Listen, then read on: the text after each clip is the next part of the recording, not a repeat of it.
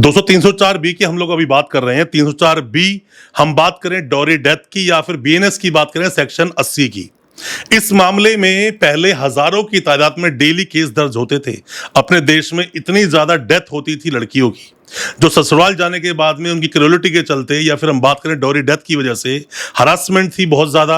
इस वजह से लड़कियां सुसाइड करती थी। दोस्तों वक्त के साथ साथ चीजें बदली और लड़कियां ये स्टेप ना लेकर चीजों को बदलना चाहती हैं। वो ज्यादातर जाके डोमेस्टिक वायलेंस में केस कर देती है कि मेरे साथ में ऐसे ऐसे वायलेंस हो रहा है। तो दोस्तों ऐसे केसेस में देखा जाए तो सजा का प्रावधान अगर हम अपने देश में देखते हैं 304 बी जो आईपीसी बोलता है, 80 जो बीएनएस बोलता है, 7 साल तक की सजा हो सकती है या फिर उम्र कैद तक की सजा हो सकती है। अगर वो प्योरली मर्डर का मामला आया तो फांसी भी हो सकती है, क्योंकि 302 का जब मामला बनता है ना, उसमें दो ही सजा होती है, या तो उम्र कैद होती है या फांसी होती है।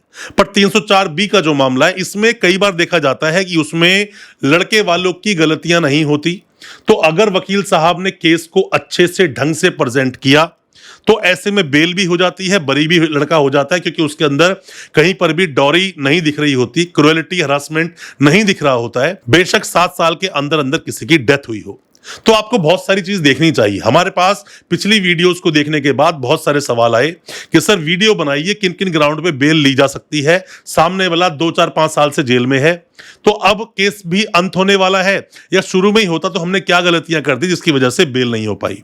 आप में से कोई भी नए वकील साहब है, कोई भी लॉ स्टूडेंट है, कोई भी कानून की जानकारी ले रहा है, आपका सगा संबंधी जानकार कोई भी जेल में है, वीडियो बहुत काम का है, वीडियो को पूरा देखें, अच्छा लगे दोस्तों तक शेयर भी करें। दोस्तों होता क्या है, जब भी ऐसे मामले दर्ज होते हैं तो डोमेस्टिक वायलेंस लोग सोचकर इस केस को देखते हैं, जबकि 304 बी का प्रोविजन ही अलग है, 80 बीएनएस का बिल्कुल प्रोविजन अलग है। 113 बी का सेक्शन आप सीआरपीसी का देखो या फिर 118 सेक्शन बीएसए का देखो। उसमें आप जब बीएसए में देखते हो तो वहां पर आप देखते हो कि लड़की की अगर डेथ हुई 7 साल के अंदर अंदर तो प्रिज्यूम किया जाएगा कि उसका मर्डर किया गया या फिर लड़की ने बहुत परेशान होकर उसमें सुसाइड कर ली। तो ऐसे में मामला दहेज हत्या का दर्ज होता है। अब दोस्तों ग्राउंड बहुत सारे होते हैं किसी को बेल देने की। जैसे कि एक ग्राउंड की बात करूं, किसी भी इंसान की क्रिमिनल हिस्ट्री देखी जाती है।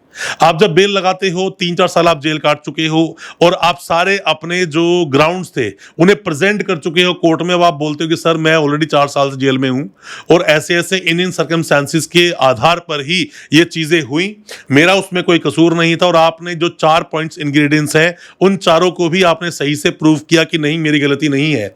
7 साल के अंदर किसी की डेथ होना, अननेचुरल तरीके डेथ होना, हरासमेंट क्रूएलिटी का होना और साथ में ही दहेज मांगना, डॉरी मांगना, तो ये 4 इंग्रेडिएंट्स हैं। इनको फुलफिल कर देते हो, सही तरीके से प्रेजेंट करते हो तो यहां पर बेल हो सकती है। पर अगर आपकी क्रिमिनल हिस्ट्री रही है तो ऐसे में बेल आपकी डिसमिस की जा सकती है।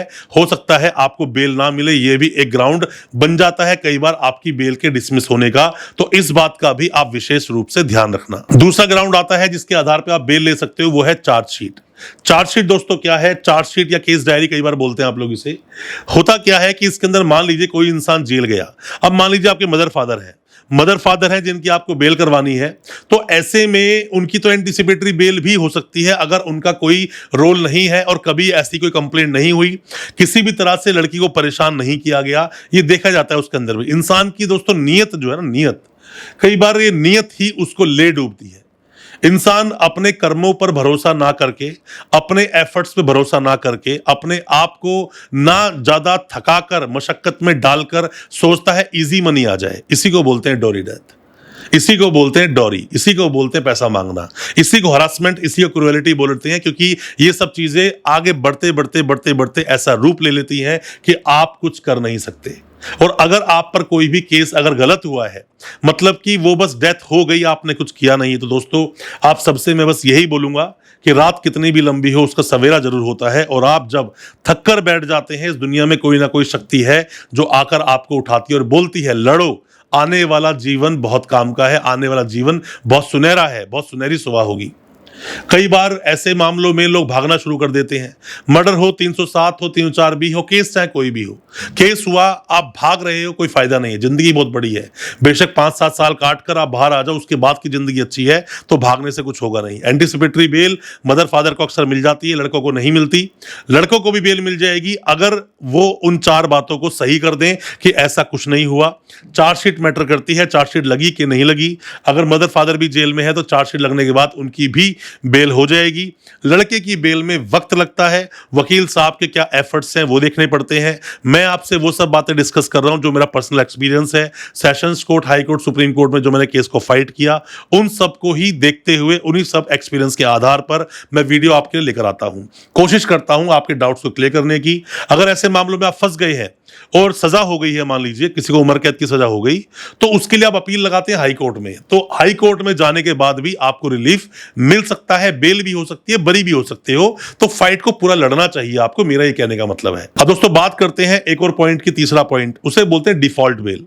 डिफॉल्ट बेल 10 साल तक के अपराध के अंदर 60 दिनों में चार्जशीट को फाइल कर दिया जाता है, केस डायरी दे दी जाती है। अगर मामला उम्र कैद का है, फांसी का है, 10 साल से ऊपर की जो पनिशमेंट्स होती हैं, ऐसे मामलों में 90 दिनों में चार्जशीट फाइल करनी होती है। अगर यहां पर 90 दिन में चार्जशीट फाइल नहीं होती, 304B के मामलों में, 80 BNS के मामले में अगर चार्जशीट फाइल नहीं होती है 90 दिनों के अंदर, तो आपको क्या करना है? आपको सीधा डिफॉल्ट बेल लगा देनी है।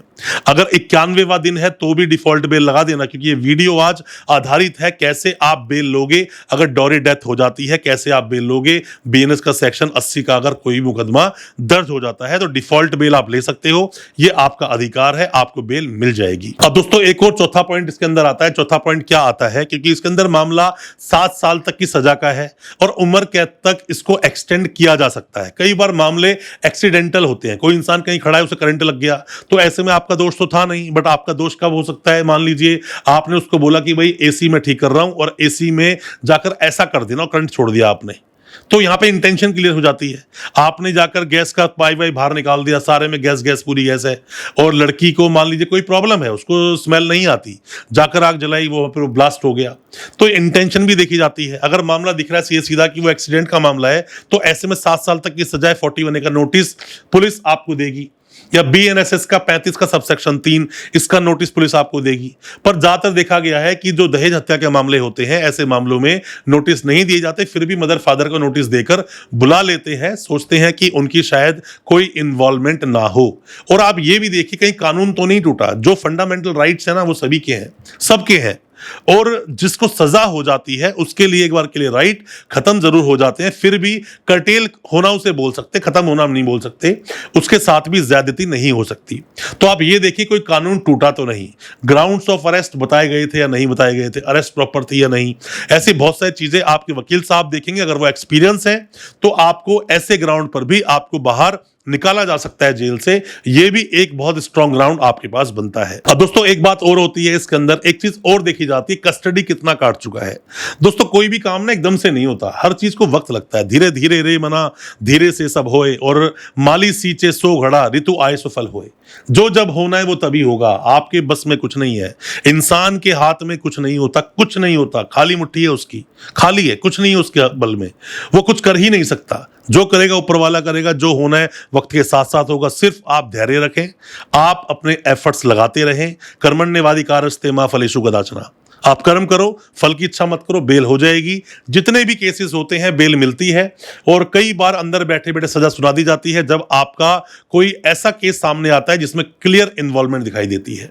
तो कस्टडी मैटर करती है। एक इंसान ने 5 साल जेल में काट लिए, तो ऐसे में उसको बेल दे दी जाती है। कई बार देखा गया है केस आपका बहुत डिले चल रहा है, ट्रायल बहुत डिले चल रहा है, 3 साल हो गए अब तक गवाह की शुरुआत भी नहीं हुई, बेल मिल जाती है।